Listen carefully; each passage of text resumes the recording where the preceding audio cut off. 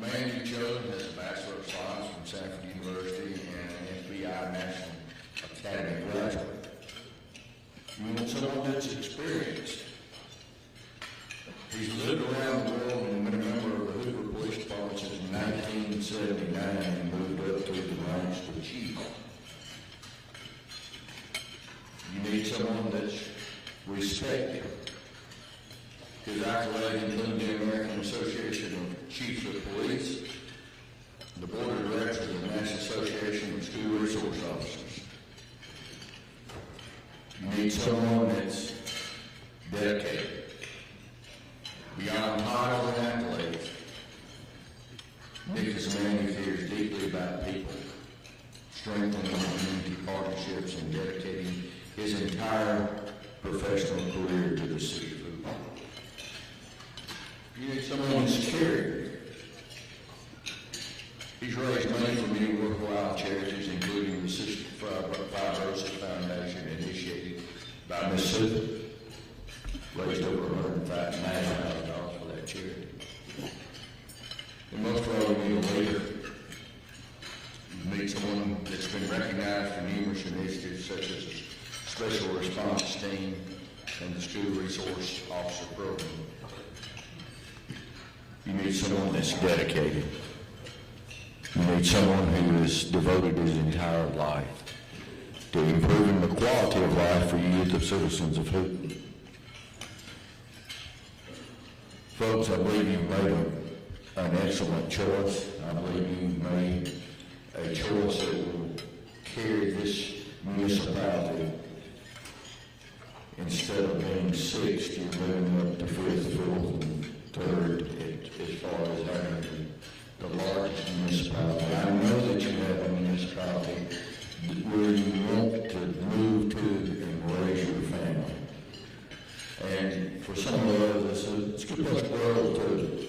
So, Mayor Nick Derzis, educated, experienced, respected, dedicated, caring, he's a leader. He's all of these.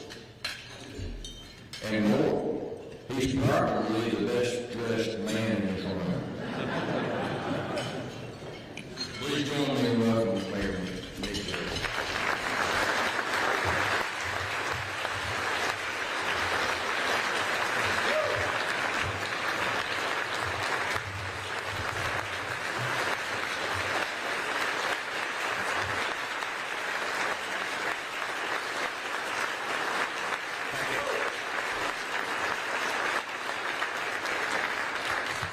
Thank you very much. Great crowd out here. So many friends. I really can't tell you how much I really appreciate it. I want to thank you for taking time out of your busy schedule today to be here and what I call investing in our city.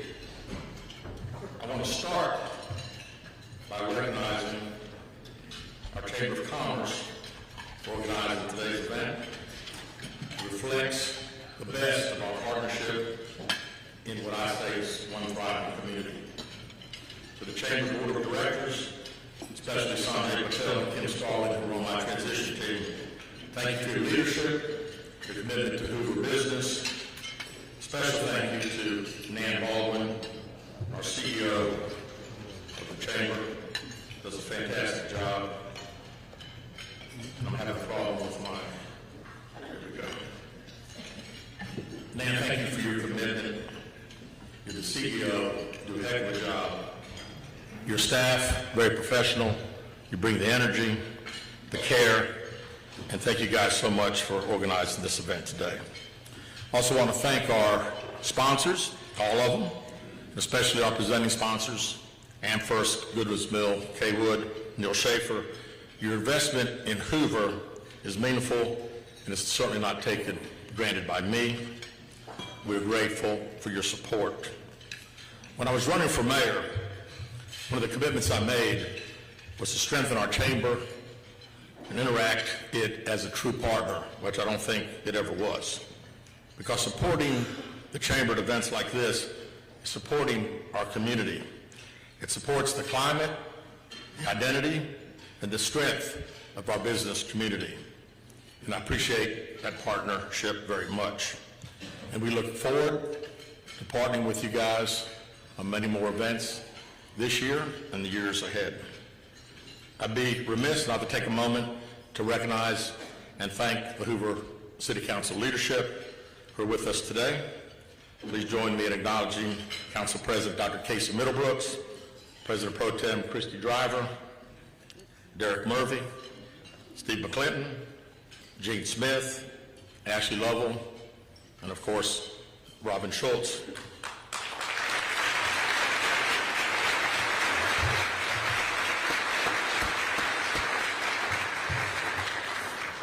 Councilor Schultz serves as our council's liaison to the chamber, an important role as we continue to strengthen that partnership between the city and our chamber.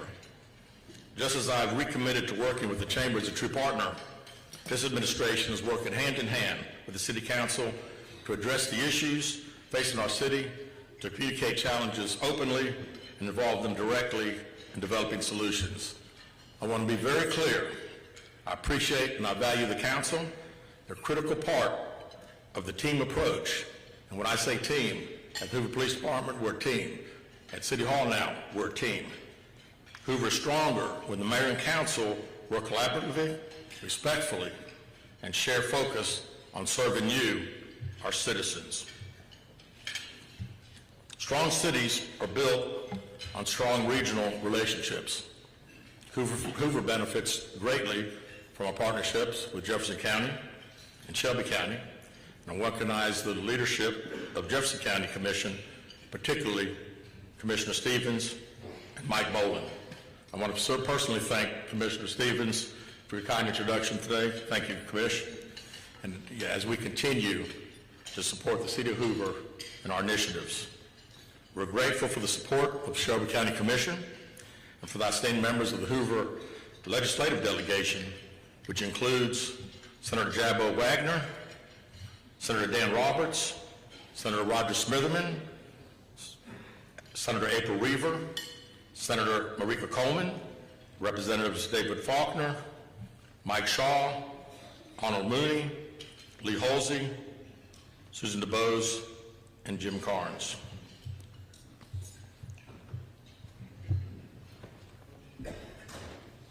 These relationships have to be if we're going to get things done. And we're truly blessed to have these partners, Jefferson County, Shelby County, our legislative delegation, partners who equally committed to making our city a better place. A little personal note. You know, it was this time last year that I decided that I might want to change careers. And I want to thank my wife, Stephanie. Stephanie, stand up.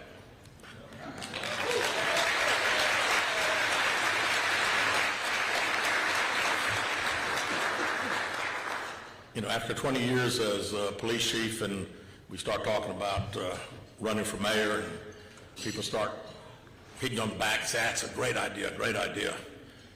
And we'd sit in bed at night at 11 o'clock after working all day and then campaigning at night. And she looked at me one night and she says, are those people really our friends? And the decision that I made, you know, meant leaving a position that I served as your police chief for 20 years. If I won, I had a new job. If I lost, I didn't have a job. So, you know, before I made the commitment, really spent months thinking about it, laying out what I hope we as a team could accomplish if I was fortunate enough to earn your trust. I had to think about the goals and objectives that were just not aspirational, but achievable. Things I believe that if we did and tried, that we could actually deliver. And I'll let you know something about me, in case you don't know. Pretty much what you see is what you get. Not a politician in the traditional sense. They say that sometimes I don't dress like one. And when I told my friends that I was going to run, I said, I'm going to run, but I'm not going to change. I'm going to be me. And I wanted to bring the same values, the same work ethic, the same standard of excellence to the office of mayor that I thought that I brought to law enforcement for decades. As of today, I've served as your mayor for 80 days, and it's been a very busy 80 days. For more than 4 decades, my career has been rooted in public service. I learned early on that leadership is not about titles, it's about responsibility, it's about showing up, it's about doing the right thing, even when doing the right thing sometimes is a little hard. As police chief, my job was to protect life, maintain law and order, and earn trust from you, the community, every day. The experience shaped how I look at leadership, accountability, and especially teamwork. And those same principles will guide me today as mayor, because the responsibilities at City Hall may be broader than those that I had in the police, but the mission is the same. Serve the people of Hoover with integrity and excellence. And when I say excellence, I'm not talking about just perfection. Standards, clear expectations, measurable performance, and a culture that doesn't accept good enough when we, the people of Hoover, deserve better. That's what I ran on, that's what I intend to deliver, and that's what the first 80 days have been about. Setting the tone, building a team, and moving with urgency. Hoover's a city of 100,000 people, and I would say one of the largest and most dynamic cities in the state of Alabama today. We've got world-class schools, great neighborhoods, strong business base, and a quality of life that attracts families and employers alike. Strong communities just don't happen by accident. They require disciplined leadership, sound financial management, thoughtful planning. They require partnerships, local, state, and federal partners, business community, educators, faith leaders, nonprofits, and engaged residents. And today, the partnership, it's you guys right here in the room. One of the first things that I focused on as mayor was putting the right people in the right place. Any organization, public or private, is only as strong as the people leading it. And if you want to reestablish a standard of excellence, you got to have the team that shares the same vision and work ethic that you have if you plan to deliver results. So, over the last 80 days, we put together what I would say. Device has lost connection to the internet. Not good. Please try again a bit later. My internet connection is gone. Can somebody help me here, please?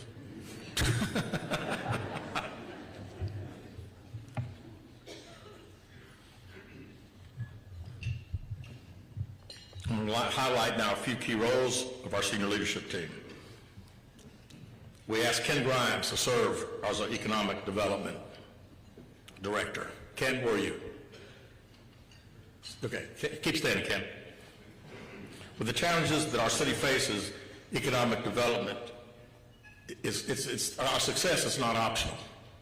It has to happen. It's the most important thing that we're doing right now. And with a background and degree in economic development, I know that Ken is the perfect guy to lead. You got a team with you today? Please have them stand and let's recognize them for a job that they're going to do fantastic.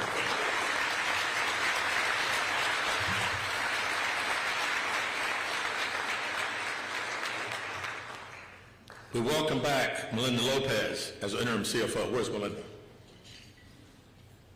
There she is. Stand up. Keep standing.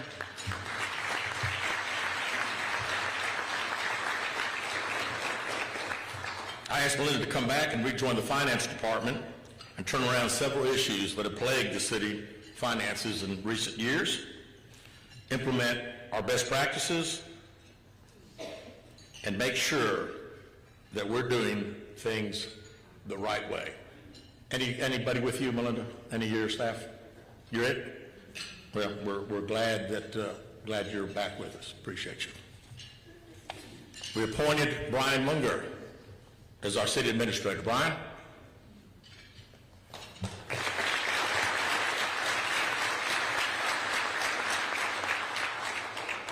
Brian brings a wealth of experience to the job. He's overseen large teams, major budgets, capital planning, long-term improvements, understands how to manage growth responsibly. He's exactly what we needed. Professional leadership. Thank you, Brian. Appreciate you. We hired Scott Palmer as our city engineer. Scott, where are you? There you go. Scott comes to work for the city of Hoover after a distinguished career in the private sector. And I wanted that perspective, as we want to continue to make Hoover the most business-friendly city in the state. His experience in delivering projects, managing programs, and understanding public policy, like what it is to work with the government, I think will serve us well, particularly in infrastructure and stormwater. We all know about stormwater. I want to now publicly thank three people, and they happen to be public safety people. Where's Linda Moore? Linda, stand up. You got your staff with you? Yeah, okay, get those folks stand up too. Linda Moore is our 911 director. Her entire staff does a tremendous job. First line of public safety. That phone call comes in. That's where the police and fire know where to go. Now think about this. In 2025, they answered 146,383 calls. A lot of calls. They dispatched 145,690 calls for service out of those calls. There were 1.4 million radio transmissions between 911, fire, and police. Y'all do a hell of a job. Thank you.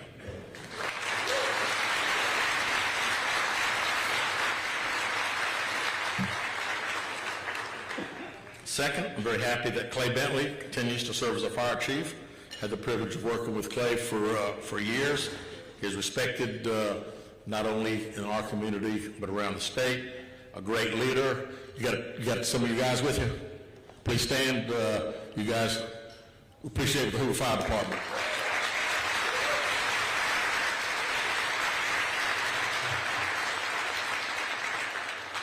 And third, we appointed Clay Morris, police chief. Where's Clay? Stand up. Thank you.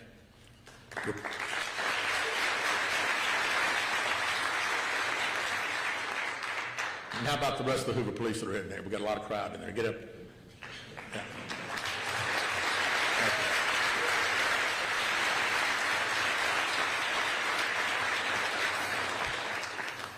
I promise you no one's checking warrants today. Thank you.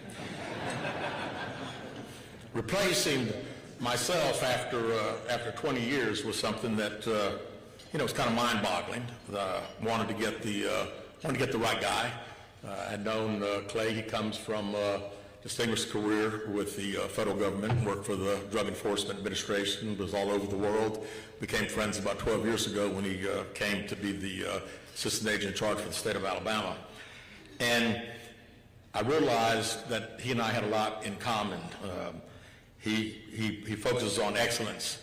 And when we start talking about staffing and training and technology and maintaining what we've had for 20 years, I think he's the guy that can help lead. And again, we've got, I'm so proud to say that I was part of that organization for over 44 years. And we've got some great police officers. And I'm telling you today, if you look at our statistics, you're not going to find a city of 100,000 people with the statistics that we have anywhere in the United States of America. So we say thank you to these guys.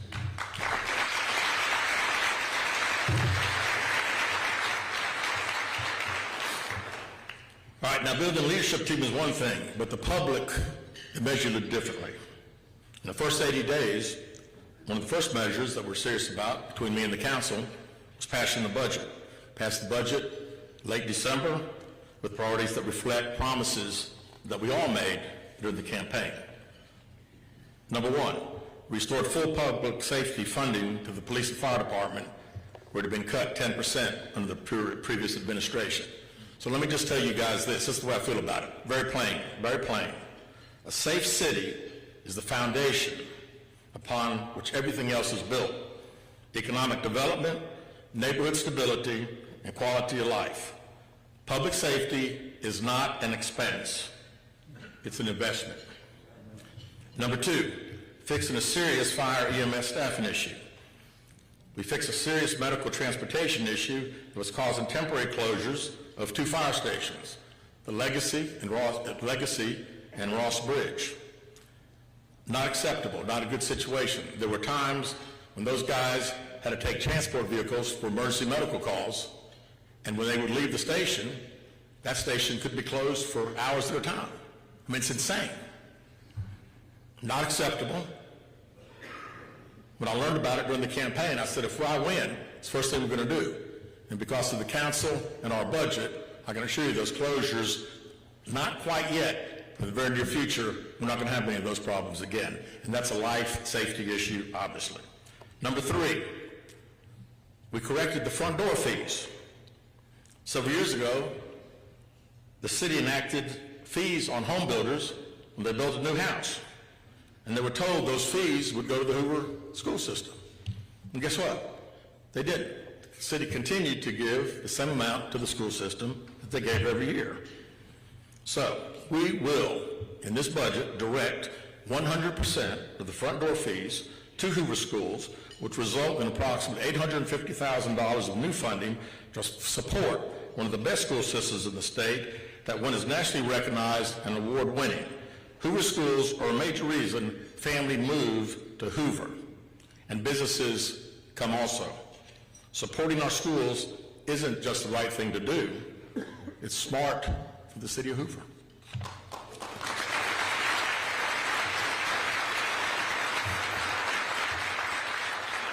Fourth, another commitment I made during the campaign was to ensure that the city follows through on promises. Several years ago, the city enacted a $2 bed fee on all hotel rooms. They were told, the hotel owners were told, that that money would be fully utilized for tourism. But guess what? It wasn't. So during the campaign, I stated clearly, in the budget passed last month, we would direct 100% of that bed tax to promoting our city, messaging the activities that take place, and be responsive to our business community. 100% of that money is going to be used this year for tourism, I promise you that.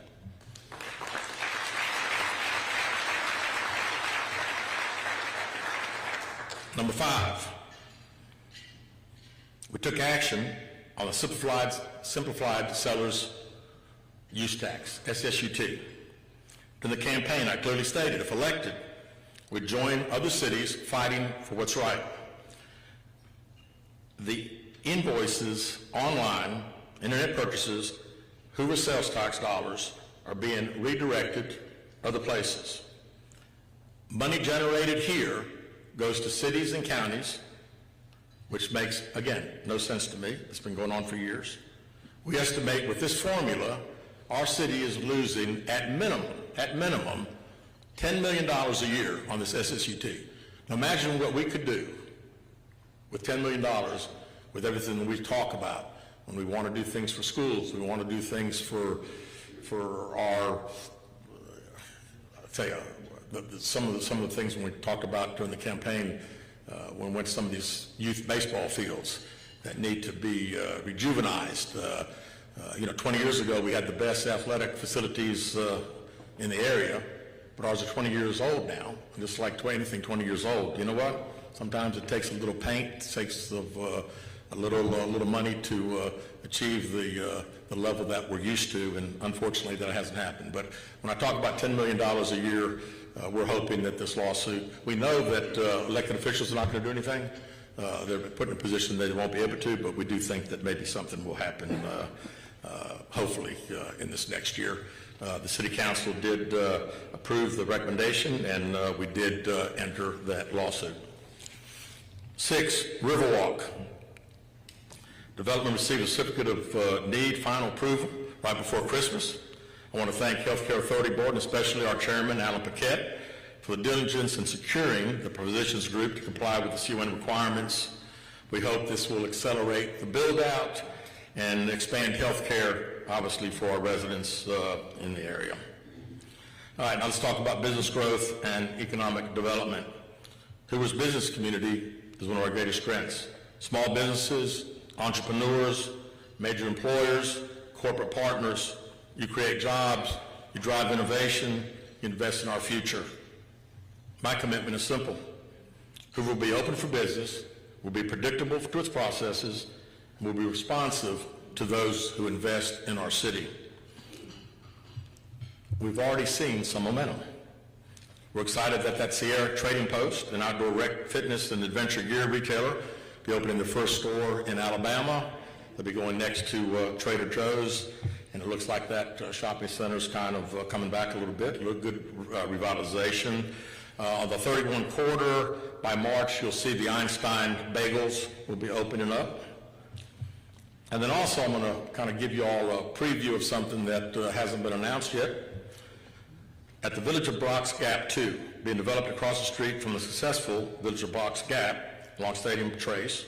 Patrick Danny, where's Patrick? There he is. Patrick and DCS Alabama, I'm excited to tell you that this project has secured one of the top restaurant and winery concepts in the country. It's called Cooper's Hawk and Restaurant. It's a major win for us. Nationally recognized, quality dining, hospitality, and the largest wine club in the world. It will help set the stage for elevated retail and dining concepts in that particular area, continue to make that area a metro destination that I think all of us will be very proud of once it comes. We look forward to an opening or a grand opening announcement here pretty soon, Patrick, so thank you very much for that. Now, let's turn our attention to the properties that matter to all of us, the Galleria in Patton Creek. Many of you may recall that I announced my run for mayor at Patton Creek because the status quo there in two prime locations is just unacceptable. We've watched these properties steady decline, tax revenue, appearance, and the ability to function as economic engines, as they should. When they say retail's dead, my wife drives me to the Summit. Retail's not dead. I couldn't get a damn parking place 20 minutes the other day. A recent survey at the Galleria said that if this remains the same, Galleria is costing us about $9 million a year. Here's a key point. Typically, when commercial retail centers decline, it's because of the surrounding area. Crime, falling incomes, negative factors. It's not the case. Galleria and Patton Creek benefit from the top three things essential for commercial real estate. Top three: location, location, location. The properties have over 100,000 cars pass by them on the interstate every day. Located in a city where the median income has increased year after year and have defined access from the north, east, south, and west.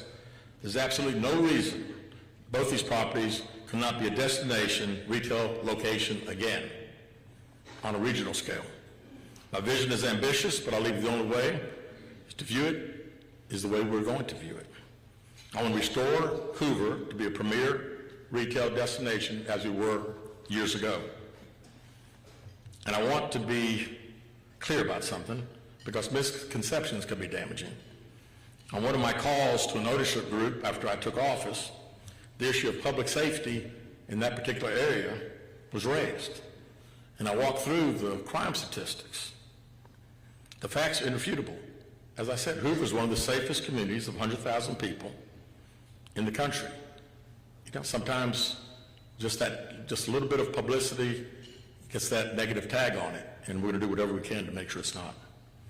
So the day after the election, I was on the phone with the ownership of Patton Creek, the ownership of the Galleria. We discussed the vision, and we made our position clear.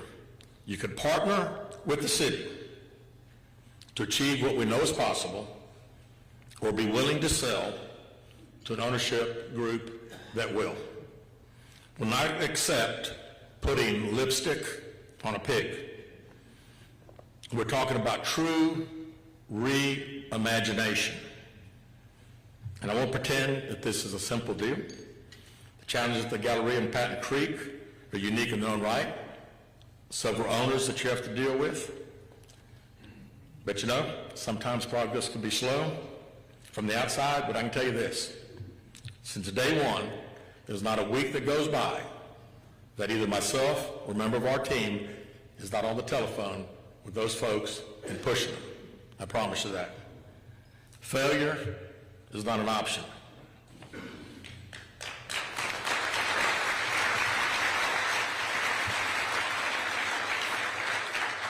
Before I close, I want to do something that I believe really matters a great deal, and I intend to make it part of the identity of this administration. We're going to celebrate excellence in our city, because Save the City address is just not about government programs and budgets. It's really about the people in our city that make it what it is. So today, we have several individuals and families who represent what I say is the best in Hoover: business, service, athletics, entertainment, and community leadership. I'm going to start by asking Dwight and Sandy Sandlin to come up and stand up front.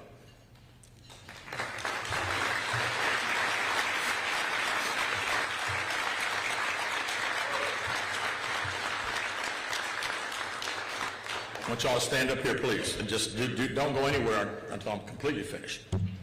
Dwight and Sandy launched the Sandlin Foundation for Kids and Kindness just a couple of months ago. In a short time, they've already raised $1.5 million.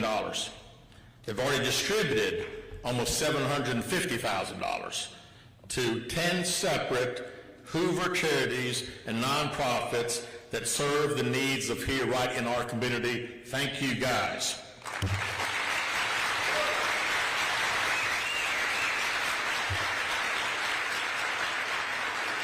David Cohen, where's David? David Cohen, come on up here. David Cohen, the ice cream guy, owns the whole scoop. He was a member of the transition team. In the transition, he brought an idea, the kind of initiative that I love. He said, let's partner with Jeff State Community College and offer free customer service classes to businesses and to Hoover City employees. Improving customer service, Southern style, Hoover style. Fantastic, David. I went and talked at the first one back in November. Got another one coming up here another week or so, right? February 2nd coming up. But it's this kind of initiative and ideas that David brought forward that I think was fantastic. And David, thank you very much.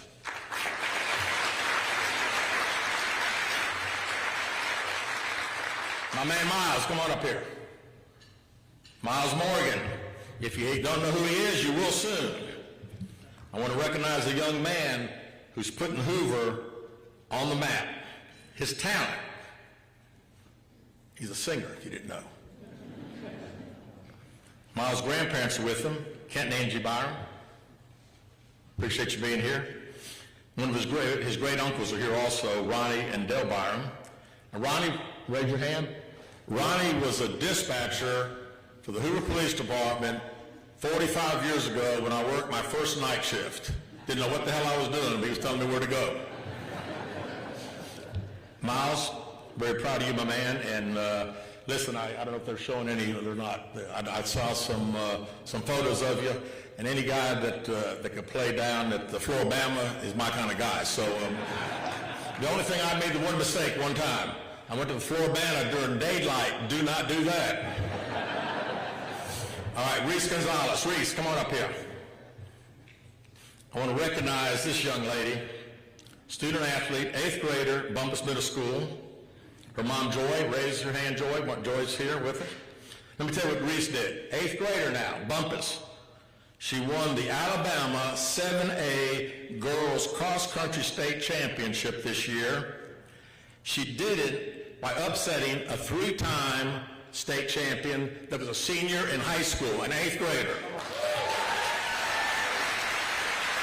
That's what I'm talking about right here.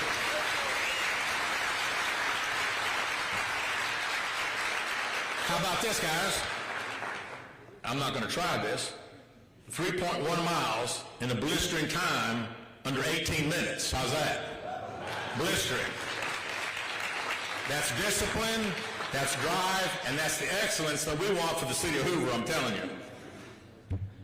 Thank you very much, Joy, for bringing her. Appreciate that. All right, where's Bruce and Chi-Chi? Bruce, Ayers, where they at? Come on, get up here, get up here. I want to recognize some long-term, and I say long-term, friends. And they have helped put Hoover Entertainment on the map for a long, long time. For 40 years, the Stardom Comedy Club has been a must-stop for national comedy circuit, helping launch some really great careers of young entertainers. It's always been a family business. Their daughters, Gina Zimmerman, Dina Dow, the late Sheena Ayers, son-in-law Rodney, they built with commitment, creatively, and sheer hard work. Well, recently, Bruce and Chi-Chi sold the comedy club. But they sold it to Helium Comedy. It's a national comedy club. That would, I think, about 15, you said, 12, 15 different ones around the country. And the great thing is they're passing the torch, but it's still going to be right here in Hoover, Alabama. And I'll tell you, Bruce and Chi-Chi, thank you so much for what you've done and for so many memories that people have made, including myself over the years, of seeing some just fantastic entertainment. And I hope you guys will just continue going back there to watch instead of work. Okay. Appreciate you guys.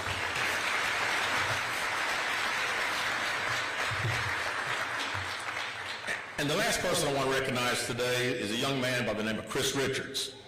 All right? You know who Chris Richards is. He was born and raised in Hoover, grew up playing Hoover soccer, youth soccer. He was recently named the 2025 United States Soccer Male Player of the Year.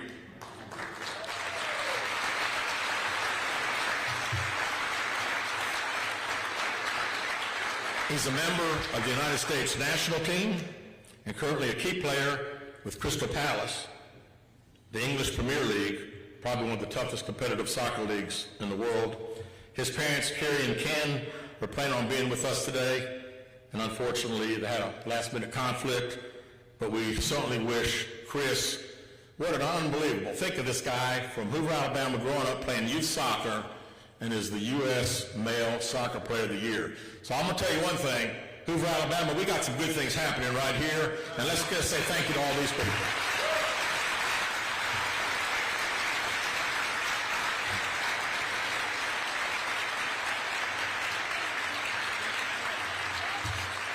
Thank you, guys. Appreciate y'all. Thank you. Yes, sir. All right. So let's get back to today, the direction of our city. In the first 80 days, we've moved with urgency. And again, I thank the council. We've built a leadership team. We've passed a budget that reflects our priorities.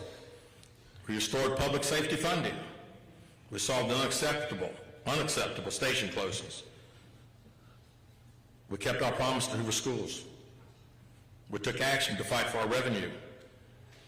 We're pushing economic development. We're not accepting a decline. But the real work, the sustained work, actually starts today. And the next year, we'll be guided by the simple list of principles. I'm going to call the message stack, because it's what I want every decision to come back to. We will continue to invest in police, fire, training, staffing, technology. Nothing else matters if you, our residents, don't feel safe. Second, we will rebuild trust in our fundamentals. We'll follow best practices. We'll be transparent in what we do. We'll be responsible stewards of our taxpayers' money. Third, smart growth. We'll pursue development that aligns with our plans. Respect our neighborhoods. We'll strengthen our tax base. We'll protect Hoover's character. Fourth, our schools matter. Hoover invests in excellence. The front door fee decision is not a one-time gesture. It reflects a core belief that Hoover's future depends on our educational excellence. Fifth, we'll fight for what's fair. SST is not just a talking point. It's real money, people. It's real money. It should remain here and be invested here. Six, we're not going to accept the decline of Patton Creek and the Galleria. We deserve better than watching slow erosion of our most visible commercial site in the city. We pursue real reinvestment and reimagining. And seventh, partnership is how we win. Government cannot and should not do everything alone. Our success depends on partnership with the chamber, businesses, schools, nonprofits, faith leaders, and engaged citizens. And my door is open. If you have ideas, concerns, solutions, call the office and come in and talk. So let's close. I didn't run for this office to be a politician. I ran to serve, restore excellence to our city. In 80 days, we built our team, passed a budget, restored funding, fixed staffing issue, kept our promise to support Hoover schools, and hope we'll do more. We've taken action to protect Hoover's revenue, fight for what's fair, redevelopment, not compromise. We're not going to compromise our quality of life. It's not going to accept decline to Galleria and Patton Creek. The mission is simple. Keep Hoover safe. Keep us strong. Let's keep moving forward. And I'm grateful for everyone in this room for your partnership. I'm proud to serve as your mayor.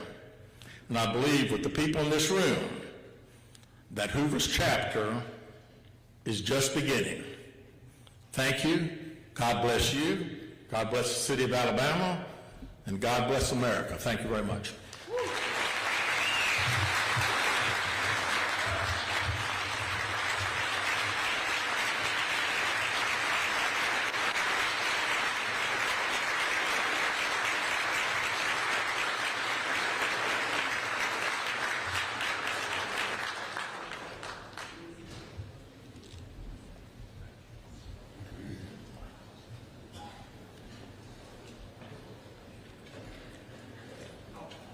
I'm good.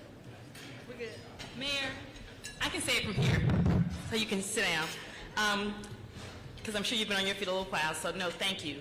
I just want to thank you. I want to thank you for your insightful State of the City address just a few minutes ago and your leadership as we look forward to a new chapter in Hoover.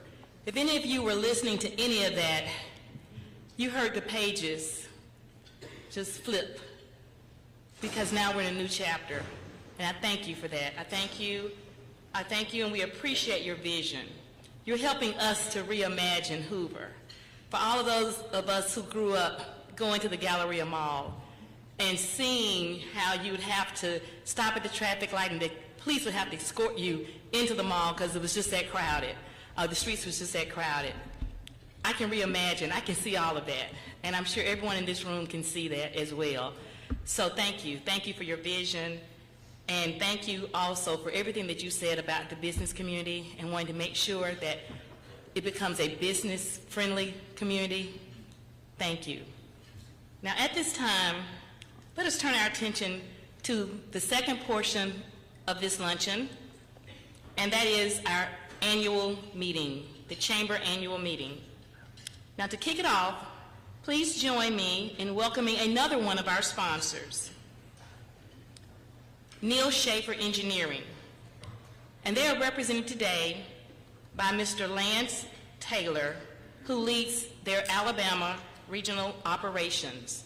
And I had the pleasure of working with Lance many years ago when he was with ALDOT.